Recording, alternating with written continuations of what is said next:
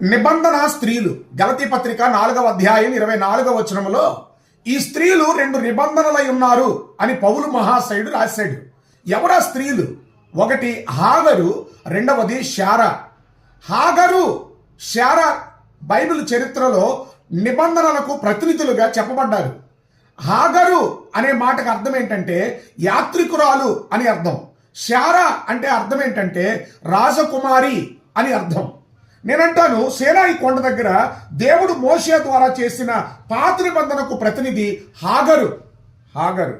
యేసుక్రీస్తు ఇచ్చిన క్రొత్త నిబంధనకు ప్రతినిధి శారా.